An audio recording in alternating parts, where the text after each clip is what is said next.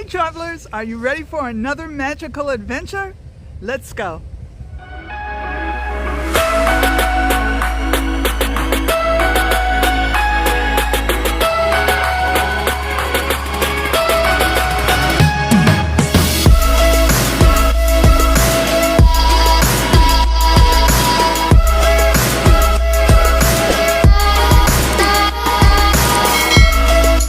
Hey travelers, welcome back. If this is your first time here, my name is Linda. I'm a travel agent and a natural tour guide because I just love showing people around. On this channel, I give you video tours of fun places to go and things to see in the beautiful state of Florida. So don't forget to hit like and subscribe so you don't miss out on any of my tours because you just never know where I'm going to be next. I am so excited because today I am back in the beautiful city of Fort Lauderdale at Everglades Holiday Park. We are going to see alligators and other inhabitants of the Florida Everglades. So come along with me on a magical adventure at Everglades Holiday Park and enjoy! Everglades Holiday Park is situated on 29 acres of wetlands in the Everglades in Fort Lauderdale, Florida. This is the waiting area for your boat tour. You will get a number, and when your number is called, you go down to the boat dock.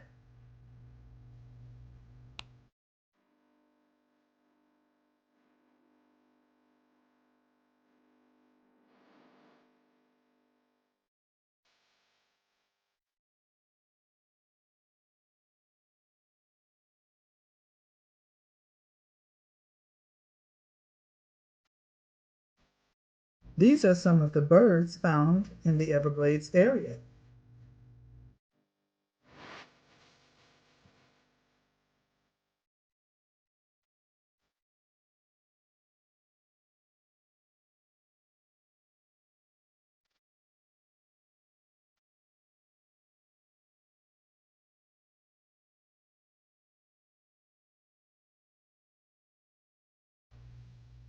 This is what the airboats look like.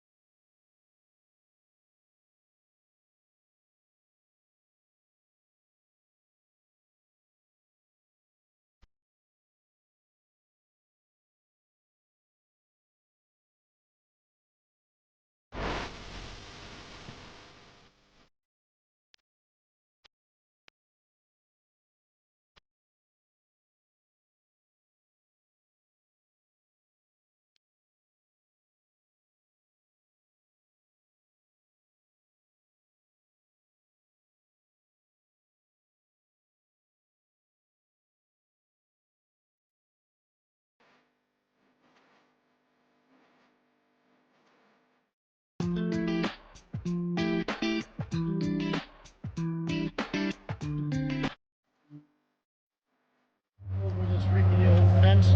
Follow me down to the boat, everyone. Let's have some fun. All right.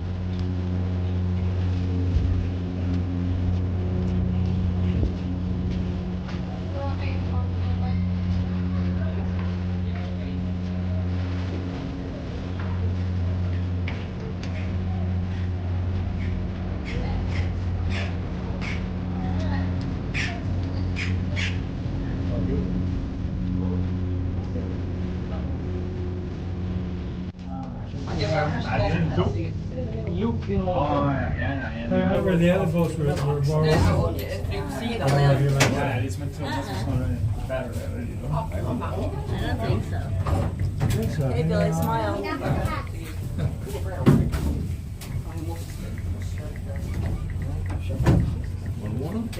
You got one side, you saw one alligator.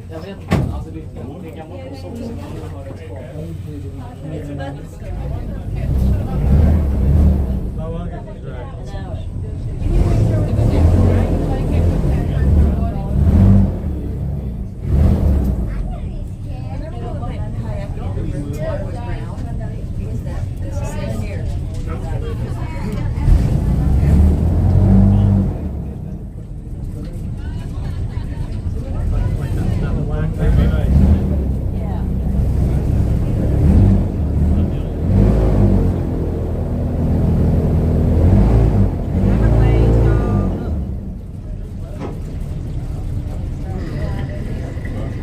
Welcome to the beautiful Florida Everglades. This is a mic check. I need to make sure the radio's working. If you can hear me and the radio is working, let's make some noise. All right, I like it.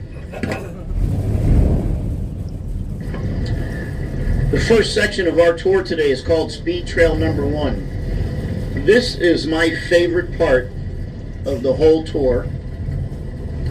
I get a lot of compliments on Speed Trail Number 1. I highly recommend you set your device, your recording device, be it your phone or camera or whatever you got with you, set it up in the video mode. I have two 350 horsepower 1979 Cadillac engines at my disposal right now, and I am going to open them both up. Nice. If you're sitting on the left side of the boat, aim that recording device out of the left side. If you're on the right side, just aim it out of the right side. You're going to have a video of the Everglades flying by you at 45 miles an hour. I'm about to jump on this gas. Sit back, hang on everyone, hit record, enjoy the ride. What's going to be flying now?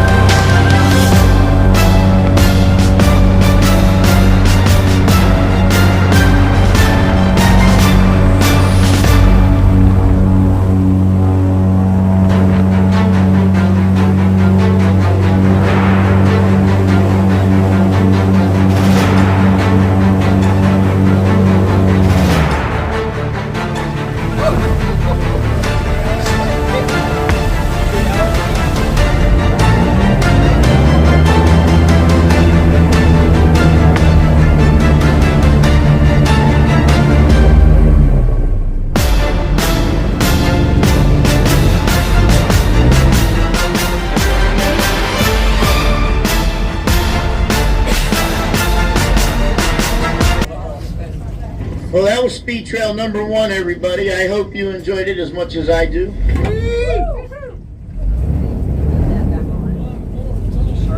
Faster!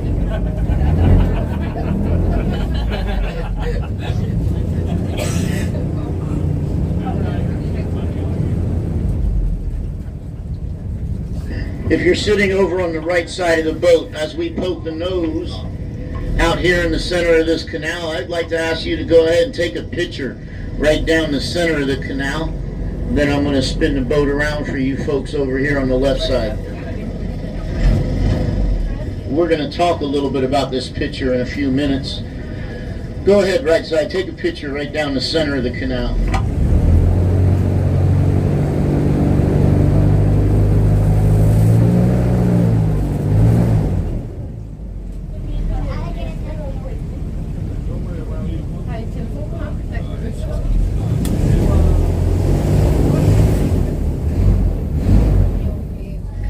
Left side, your turn.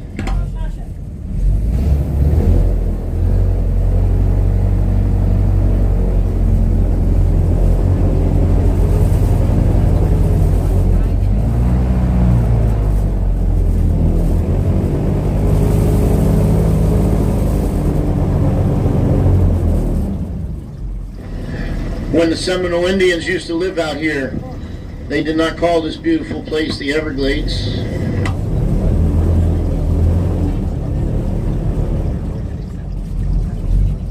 No, back then they called it Peyote.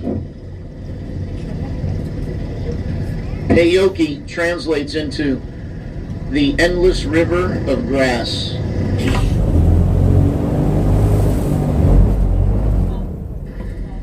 As far as you can see down that canal on both sides, it is lined with cattail grass. Everywhere we go today, you're going to see this beautiful cattail grass.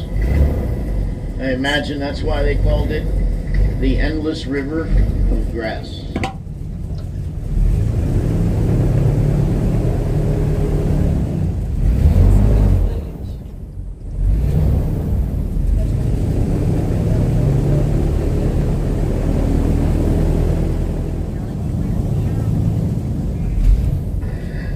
On the left side of the boat, this is known as Vulture Island. It is called Vulture Island because every night, 365 nights a year, roughly 800 to 1,000 vultures come back to these trees to roost for the evening.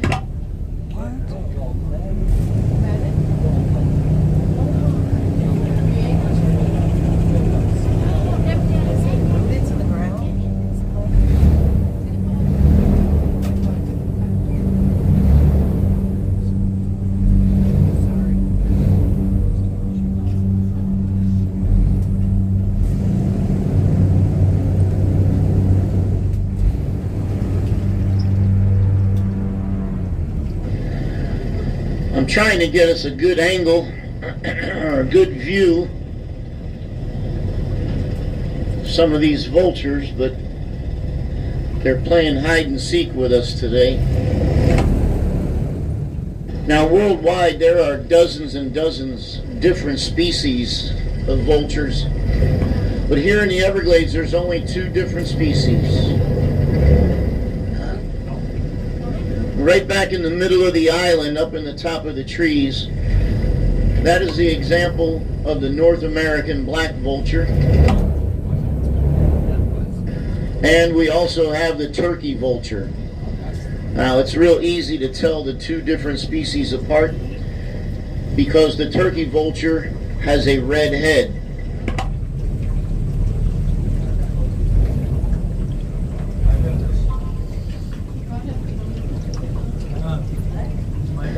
Usually they like to sit out here closer to the water. I don't know, they're hiding back there today, probably trying to stay a little cooler with the shade.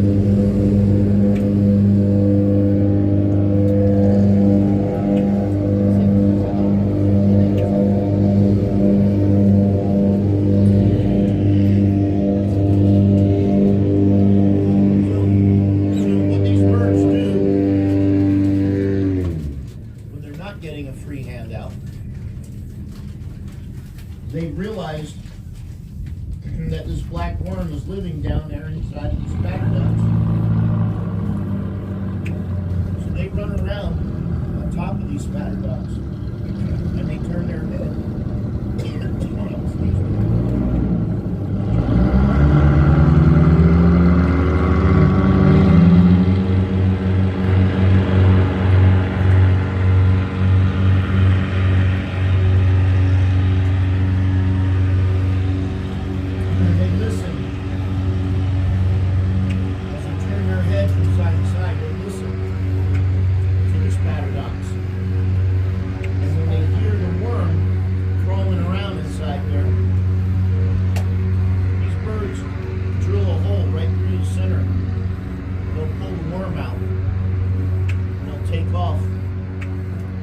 That's where the old term, the early bird gets the worm, came from. Because then it's a race. Bird that has the worm wants to eat the worm. But so does all the other birds behind them. So now they start soaring through the Everglades like Tom Cruise and Top Gun. They're like little mini jet airplanes. The one in front trying to keep the worm to himself, or the other one steal it.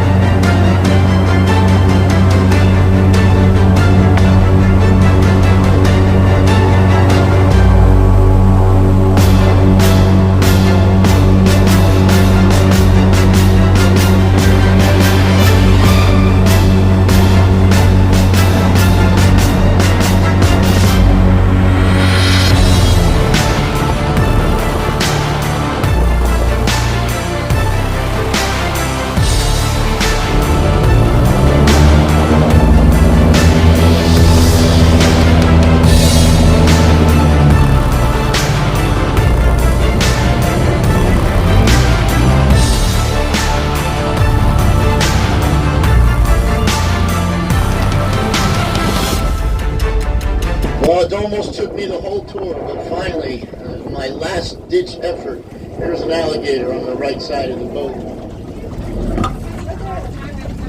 I hit all of the spots that I know, but it's so hot today, even the alligators are underwater, trying to stay cool in the mud.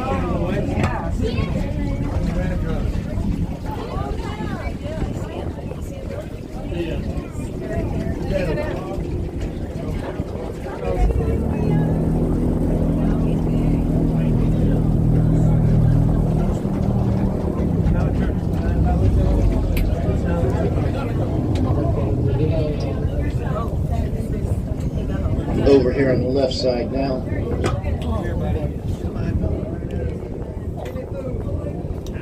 Is it there? Yeah.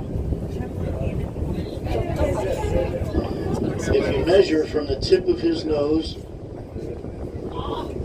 to a spot right between his eyeballs, tip of his nose to the middle of his eyes, how many inches do you think that is? Whatever number you come up with, if you convert the number of inches to feet, that will give you a very close estimate as to how long that alligator is. Where is it? Right there.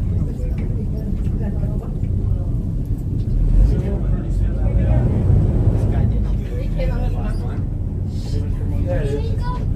This one's just shy of 7 feet. He's between 6.5, 7 feet.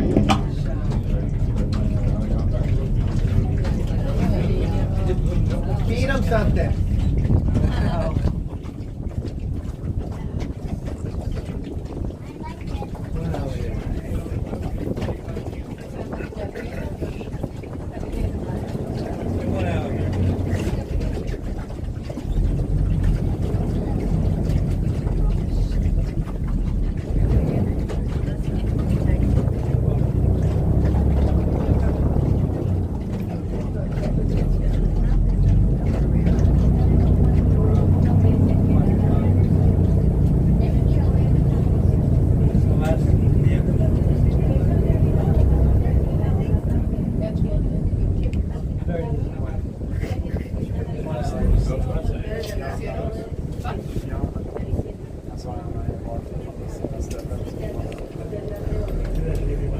I'll take a picture.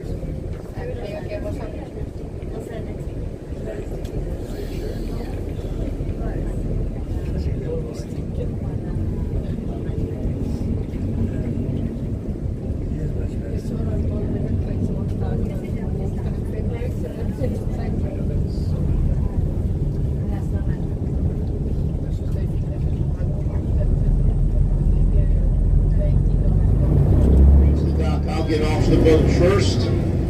I will tie us up, and when I'm comfortable that the boat is secure, then and only then I will give you the thumbs up when it is safe to disembark. My name is Captain Mike. It has been my pleasure. The best part of our job out here is just meeting folks just like you guys, giving you the opportunity to see the Everglades, take some pictures. Most importantly is to make some memories. The worst part of our job is just letting everybody know that every single airboat captain out here, we are in the same boat as your favorite bartender or waitress. We do in fact work for tips. This is how I provide for my family. My family and I, we greatly appreciate all gratuities. Once again, my name is Captain Mike. Thanks for coming out to the park. Please remain seated. Keep your hands and fingers inside.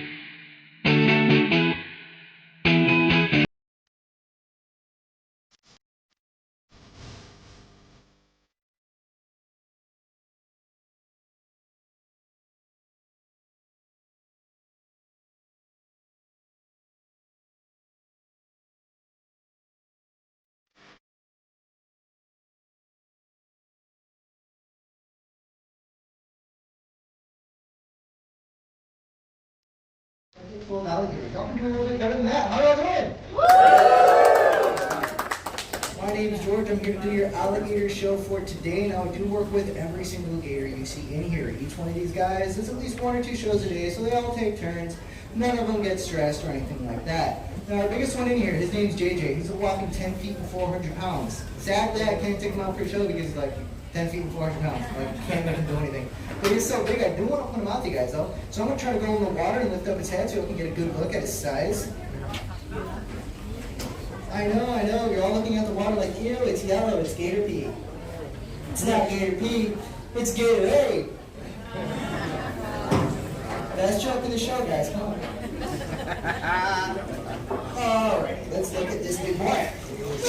Whoa! It's the best I can do. As you can see, he is famous for his blinding speed and aggression. Blinding speed. He's a big old sweetheart, he's really not that bad. But again, at that size, you can't make him do much. But since he's so big, people ask how old is he, or how old is that one, or that one. Truth is, we have no idea. There is no way to tell the age of an alligator by simply looking. No size or measurement will tell you. So that's why here we simply cut them in half and count their ages. It's a live show full of bad jokes, guys. You're gonna have to work through the pain with me. It hurts me way more than it hurts you. But like I said, there's no way to tell their age. Their size depends on diet and environmental factors, not on how old they are. So he could be 25, he could be 75. You literally have no clue. And some records in captivity claim to have alligators over 100 years old, so they're very long-lived, meaning they're more likely to see later.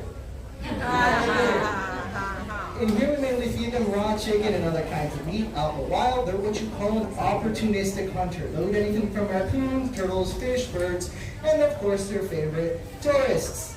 Yay! Which I'm kidding, guys. If you just do the math with me, there's over 1 million alligators out there. If they really wanted to eat people, you would have people dying every day. In fact, you have more people killed annually by vending machines than by alligators. That's not a bad joke or a punchline. Guy gets angry, can't get a candy bar, shakes the machine, falls down, crushes them off, then people get killed by it. Those things.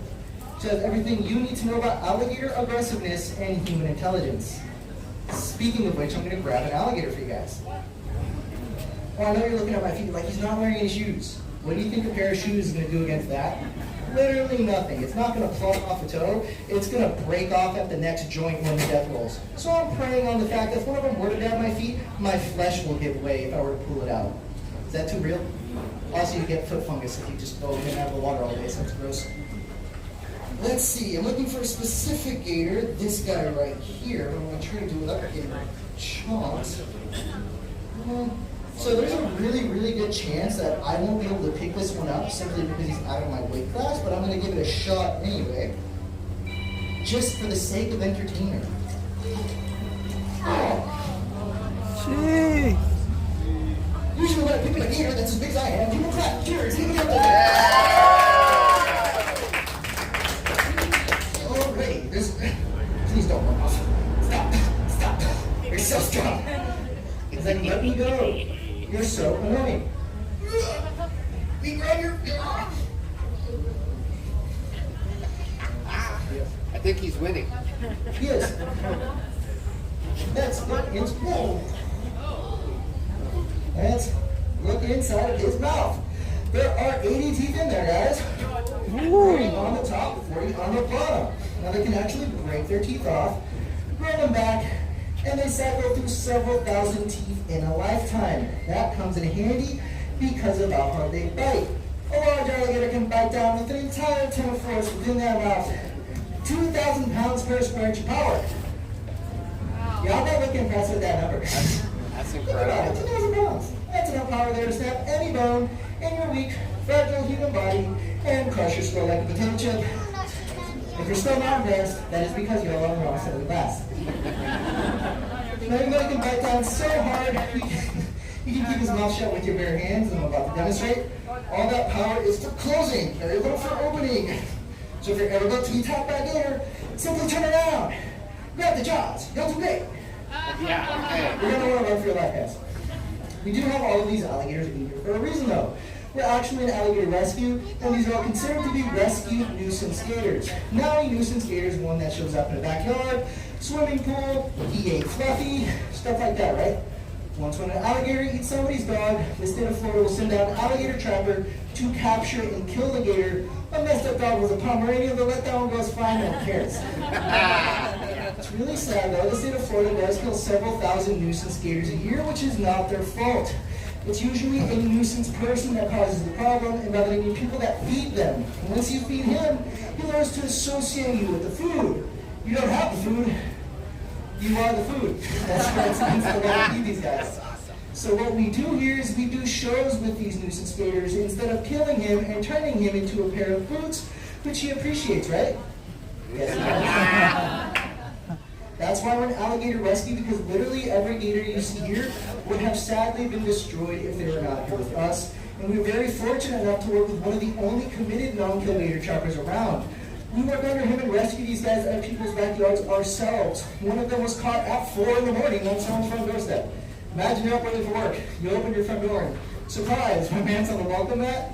That's literally what happened. Now that gator was promptly rescued. Again, I say the word rescued because if a different trapper showed up, They just simply shoot the poor alligator, that's that. The reason behind that, though, is as nuisance gator trappers, you do not get paid to capture the gator. The gator itself is the payment. Why? Because if the state of Florida paid you and he ripped your arm off, you could sue the state for liability, so the state says, nah, we're not paying you crazy people. Your payment is the body of the gator, thereby incentivizing other trappers to kill him to sell the meat and the hide. That's why the group that I work with are the only ones dumb enough to work for free. So we volunteer our time unpaid to rescue them out of people's backyards and swimming pools instead of killing them for a profit. And we've rescued over 500 nuisance gators over the past several years. Now how it works in here though, we'll get a new one from the wild. We'll kind of determine whether or not they're able to do shows. If they are, we'll keep that one, send an old one out, and it'll be like a revolving door. But the state does not allow the release or relocation of nuisance gators back out into the wild due to their homing ability.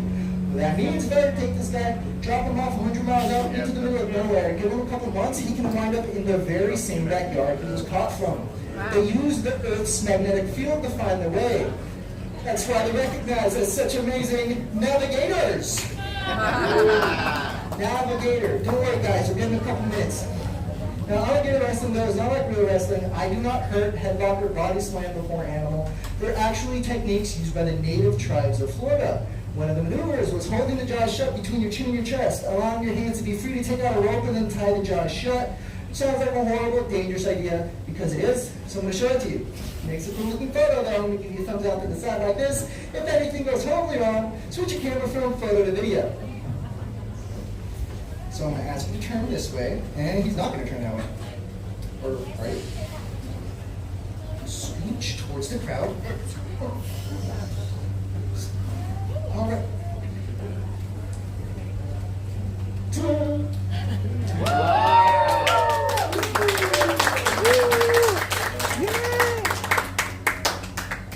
Thank you so much for that overwhelming enthusiasm, man. Now for the biggest question we get asked all day, though, is why aren't they attacking me? Why aren't they more aggressive? How am I still alive? Why do you look so disappointed I'm still alive? The number one thing is, well, you must have just fed him, that must be why, and you literally couldn't be more dead wrong. Feeding them is actually the most dangerous part of our job, not this. Feeding them turns them into a feeding frenzy. Like, it is physically the last thing we do for the day, then we go home. You don't come back in here because they're all going nuts. A lot of people think to themselves, I feed my dog and it loves me, why wouldn't it be the same? Does that look like your dog?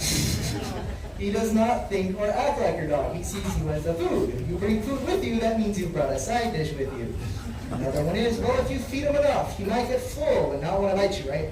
Wrong. I've seen an alligator eat so much food, he'll physically vomit it all out, then eat it all over again. Beautiful smell, by the way. So now there's nothing in their brain that tells them to stop eating.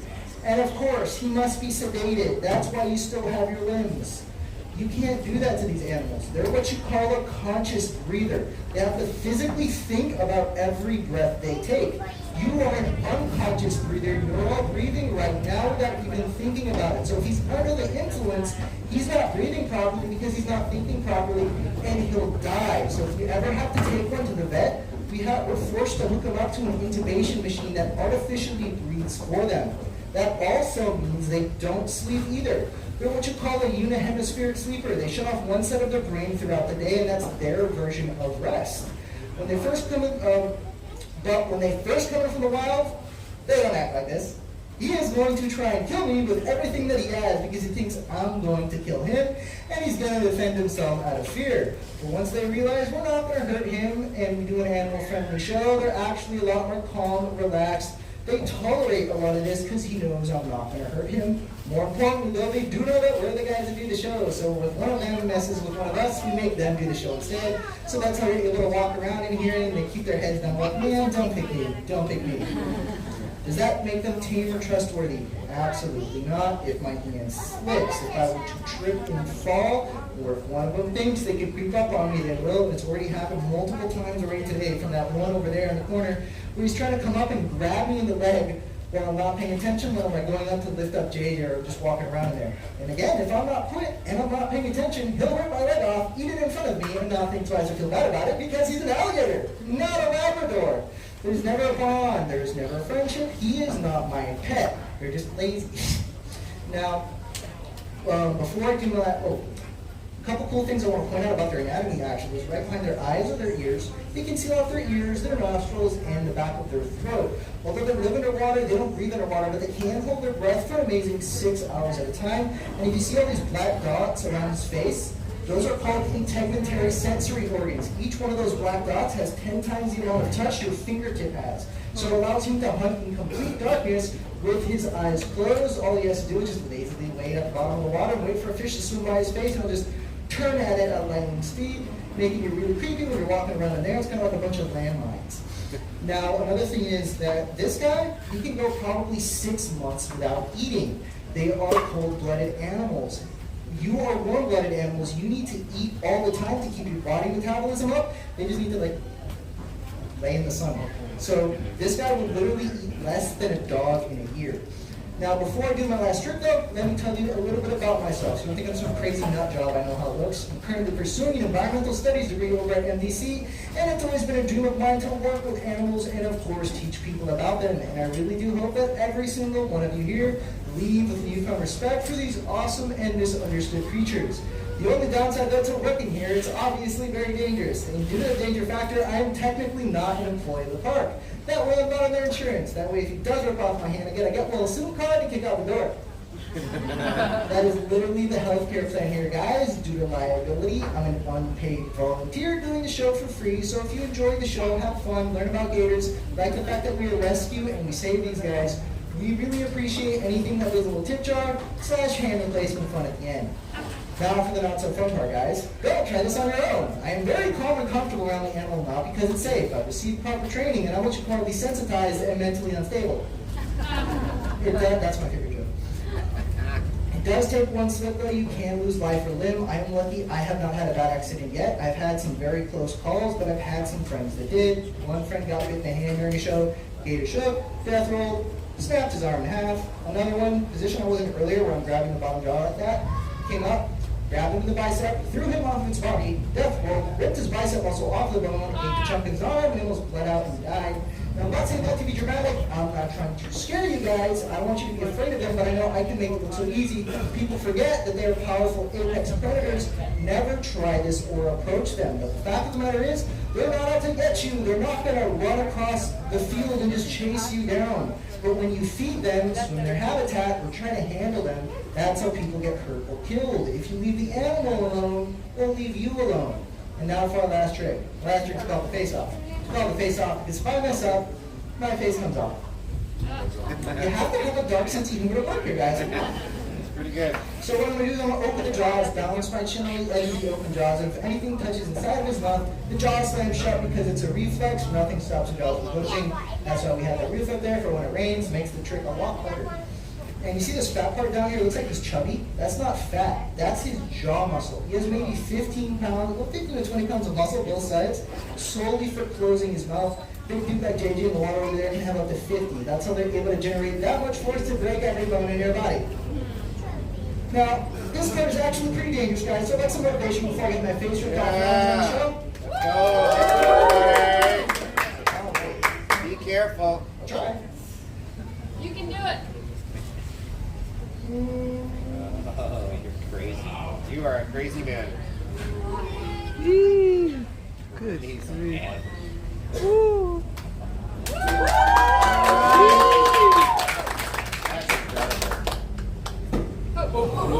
And there he goes. Tips to the alligator, guys. Just gets up and he walks away. And he's done. There's no bad blood or anything like that. The show doesn't hurt him. He's just going to lay there until we move him. But for you guys, though, we're going to take out a baby gator and some other cool animals to check out. If you have any questions for me, I'll be standing strategically about the tip jar, predator, remote, catch up, whatever. Did you guys enjoy the show and have fun? Yeah, thank you. Right now, this one down the screen with baby gator photo.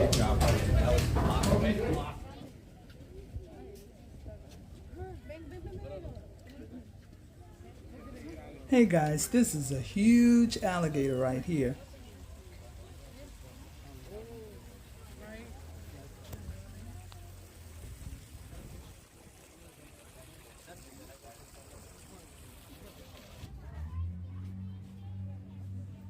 And this is an albino alligator.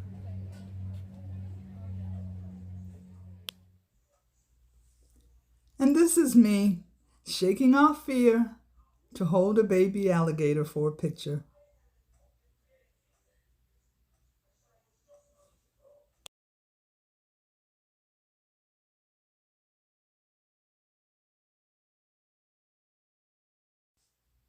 Yay, I did it! Welcome back, travelers. I hope you enjoyed your tour at Everglades Holiday Park. Don't forget to click like, subscribe, and comment so you don't miss out on any of my tours. And come back next week for another magical tour on Magical Florida Tours. See you next time.